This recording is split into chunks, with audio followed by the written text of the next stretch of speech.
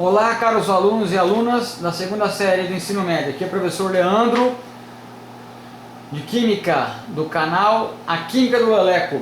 A nossa aula hoje vai ser sobre modelos atômicos, né? O que vem a ser o átomo, como que é constituído o átomo e as ligações químicas, baseando-se em exercícios, tá? E qual que é a habilidade que nós vamos promover aqui?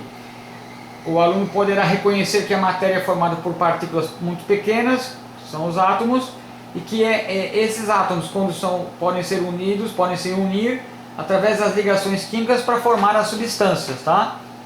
Muito bem. Então, vamos primeiro aqui com esse exercício, ó. Ao longo dos anos, as características atômicas, o exercício sobre modelos atômicos, né, foram sendo desvendadas pelos cientistas, ou seja, a ideia de átomo foi evoluindo, né? Foi um processo de descoberta no qual as opiniões anteriores não poderiam ser desprezadas, ou seja, apesar de serem ideias ultrapassadas, fizeram parte do histórico. O que é esse histórico? É o desenvolvimento, né, da ideia do átomo, né, do modelo atômico, foi sendo desenvolvido, foi sendo aperfeiçoado. Histórico de descoberta das características atômicas. Essas características são importantes, né? Vários foram os colaboradores para o modelo atômico atual, dentre eles Dalton, Thomson, Rutherford e Bohr. Abaixo você tem a relação de algumas características atômicas. Especifica o cientista responsável por cada uma destas teorias, né? Então olha só, rapidamente aqui, pessoal. Nós temos várias teorias, né? A primeira delas foi feita lá na Grécia, 400 anos antes de Cristo, né? Não era cientista, esse Leucipo, ele era o que? Um filósofo, então é um modelo filosófico, não é um modelo cientista.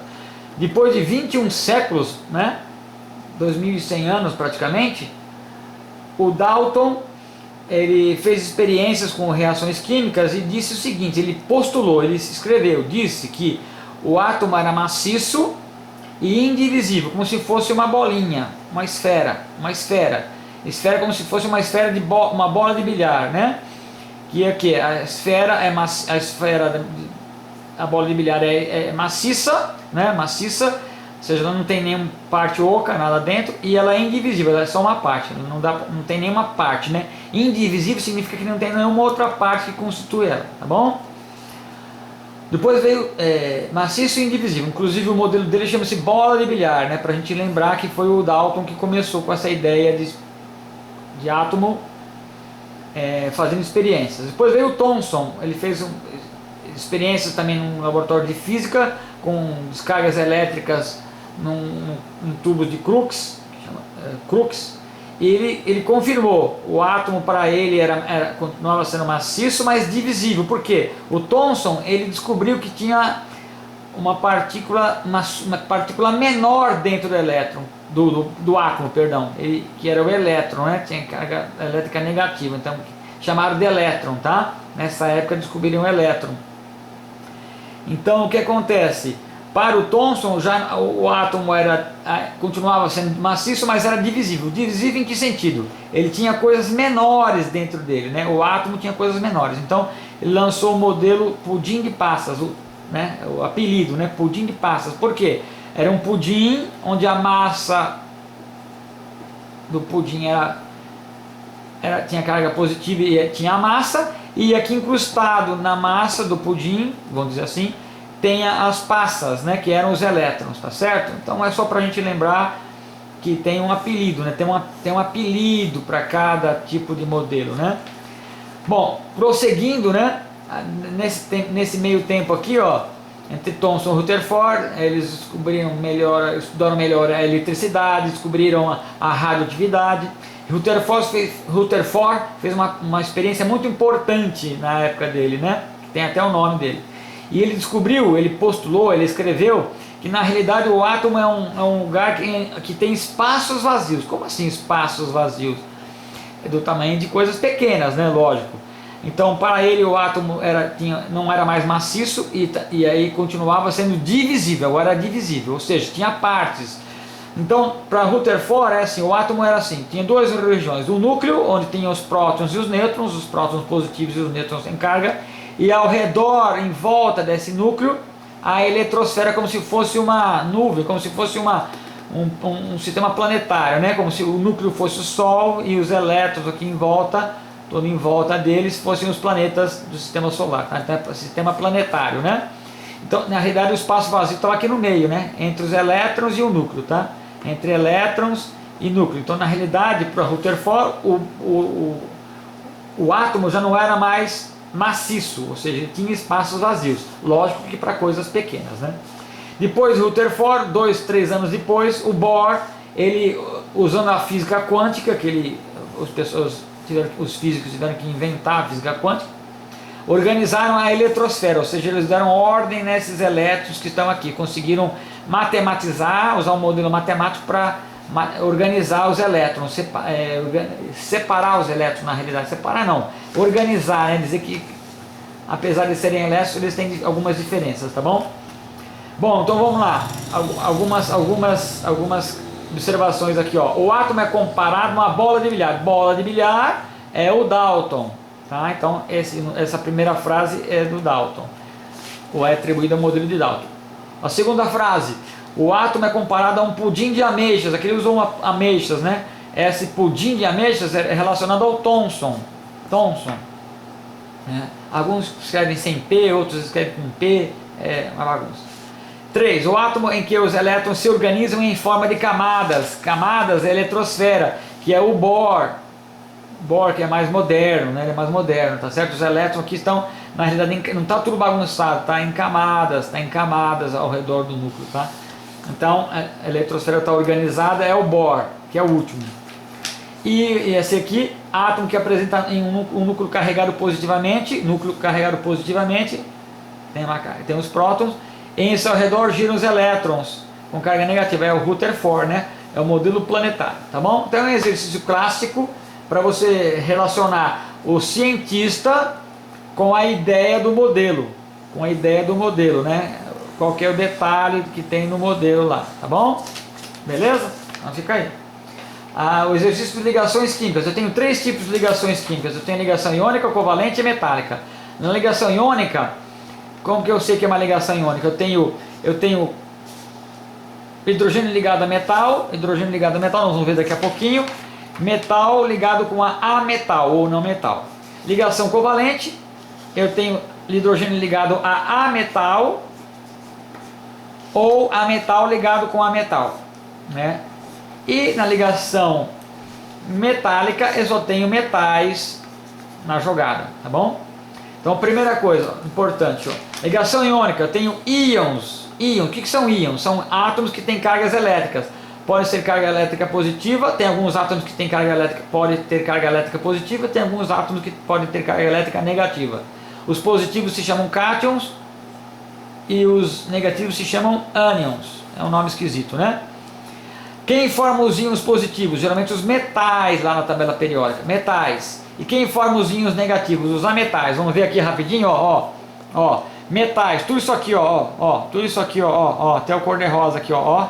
Quanto metal. Todos esses carinhas formam íons positivos. Eles perdem elétrons, né? Os átomos perdem elétrons e ficam com prótons a mais. E quem forma ânions ou íons negativos? Os ametais, esses azuis, só os azuis aqui, ó, só os azuis, tranquilo. Então eu posso formar muito mais cátions ou íons positivos do que ânions, que íons negativos. Então se eu tiver um metal junto com um ametal, tá rolando ligação iônica, tá? Se eu tiver só ametais juntos, eu tenho ligação covalente. E se eu tiver só metais juntos, né? Só o símbolo do titânio, só o símbolo do cálcio, só o símbolo do magnésio, só o símbolo do ferro, só o símbolo do níquel, só o símbolo do cobre, só o símbolo do zinco, eu estou falando de ligação metálica, tá? Então olha só, a substância, unidades constituintes são o que são? São os íons, que existem quando tem ligação iônica. Unidades constituintes do material, da substância, são moléculas quando eu tenho ligações covalentes. E as unidades constituintes que formam a substância são átomos quando eu tenho ligações metálicas, tá? Iônica, eu tenho íons como unidades constituintes, estão lá na substância.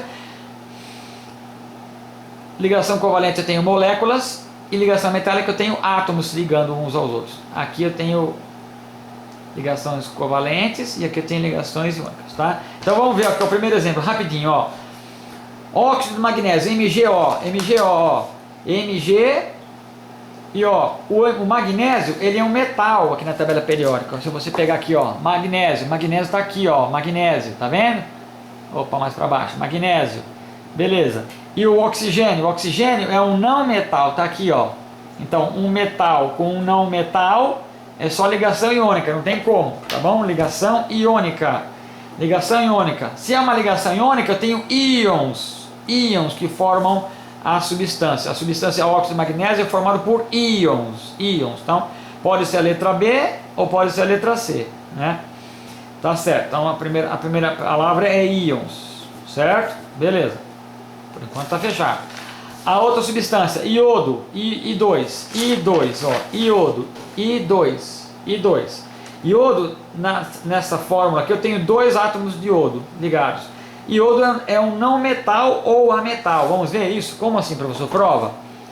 Iodo, ó, iodo aqui. É um não metal, tá? Nessa parte da tabela periódica que é azul, os não metais, né? Tá? Então, o que eu tenho? Ó, atenção, eu tenho ametal ligado com ametal. Portanto, eu tenho uma ligação covalente. Se eu tenho uma ligação covalente, as unidades constituintes, ou seja, aquelas unidades que formam a substância, são moléculas. Então, a segunda palavra é moléculas. Então, aqui é íons e átomos, não. E aqui é íons e moléculas. Opa, moléculas. Então, tenho moléculas. E a última só pode ser átomos. Vamos ver? Platina, ó, metal. Platina, metal. Tá? Então, só tenho ligação metálica, né? Ah, professor, não acredito que é metal. Vamos ver se a gente acha platina aqui. E professor, platina, a platina aqui, ó, platina, perto do ouro, perto da prata, então tudo isso aqui é metal, ó, metal, tá vendo? Na fórmula eu falei o nome da substância, né? Platina, a platina, e a fórmula é PT, só aparece PT. Então é um metal, ó, aqui, ó, metal. Portanto tem ligação metálica. Se tem ligação metálica, eu tenho átomos que estão se ligando uns aos outros. Átomos estão se ligando, um está do lado do outro, em cima do outro, né? Então, a unidade constituinte que forma a substância são átomos, tá? Então, a última palavra são átomos. Então, aqui, ó, íons é a primeira, nós chegamos nessa conclusão. A segunda é moléculas, tá aqui. E a última é átomos, portanto, é a letra C de cavalo, tá bom? Então, as unidades constituintes dos sólidos, na realidade essa palavra sólido está no lugar de substância, ele passou para enganar vocês, né? E essa frase aqui, unidades constituintes são as unidades que constituem, que formam a substância. Podem ser íons, sempre vai ter o positivo e negativo, não tem como, ou moléculas, se tiver ligações covalentes, ou átomos se for metais, tá bom? Então, a resposta C, e aí nós aplicamos